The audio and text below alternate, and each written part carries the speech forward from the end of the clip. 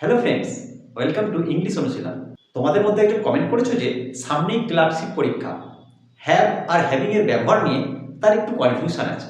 এই কনফিউশন অনেকেরই আছে, বিশেষ করে এরর কানেকশানে অনেকেই ভুল করে বসে। আজকের এই ভিডিওতে আমি মাত্র দুটো নিয়মে বুঝিয়ে দেবো যে কোথায় হ্যাভ আর কোথায় হ্যাভিং। ভিডিওটা শেষ পর্যন্ত দেখলে আশা করি এই ভুল আর জীবনে হবে না। প্রথমেই যে ভুলটা 99% ছাত্ররা করে সেটা হলো কোনো কিছুর মালিকানা বা অধিকার বোঝাতে হ্যাভিং ব্যবহার করা। মনে রাখবে, হ্যাভ মানে যখন থাকা বা মালিক হওয়া, তখন আর আইএনজি যোগ করা যায় না। I am having a car বা he is having two brothers, এগুলো শুনতে ভালো লাগলেও ইংরাজি গ্রামারে পাপ, কারণ এরা স্টেটিভ ভার্ব। সঠিক ইংরাজিটা হবে আই হ্যাভ কার বা হি হ্যাজ টু ব্রাদার্স। দেখো, এই দুটো জায়গাতেই অধিকারে আছে এটা বোঝাচ্ছে।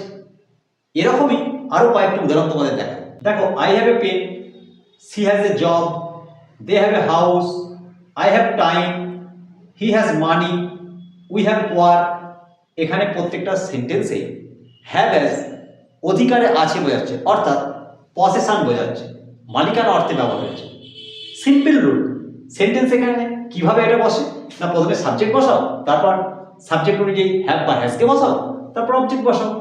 পরীক্ষায় যদি দেখো having a pen, having a house এরকম আছে, তাহলে চোখ বন্ধ করে বুঝবে ওখানেই এরর আছে। তাহলে কি হ্যাভিং কথাটা ইংরেজিতে নেই?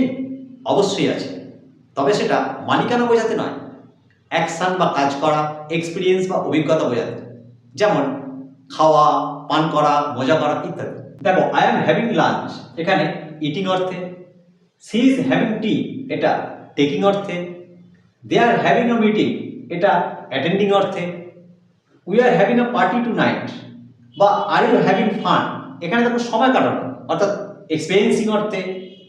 তাহলে আমরা দেখলাম ইটিং, টেকিং, অ্যাটেন্ডিং, এক্সপিরিয়েন্সিং এইগুলো অর্থে হ্যাভিং এর ব্যবহার হয়। এবং দেখো, এক্ষেত্রে সবসময় হ্যাভিং কন্টিনিউয়াসে আছে, অর্থাৎ টেন্সটা কন্টিনিউয়াসে। তাহলে তফাৎটা কি বুঝলে? গাড়ি খাওয়া যায় না বা পড়া যায় না, ওটা মালিকানা, তাই আই হ্যাভ এ কার।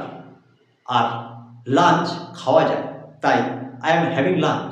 আবার দেখো, হ্যাভিং রিজন বা কন্ডিশন বোঝাতে ব্যবহার হয়, যেমন having no money he could not buy the book, টাকা না থাকায় সে বই কিনতে পারেনি। এখানে হ্যাভিং দিয়ে কারণ বোঝানো হচ্ছে।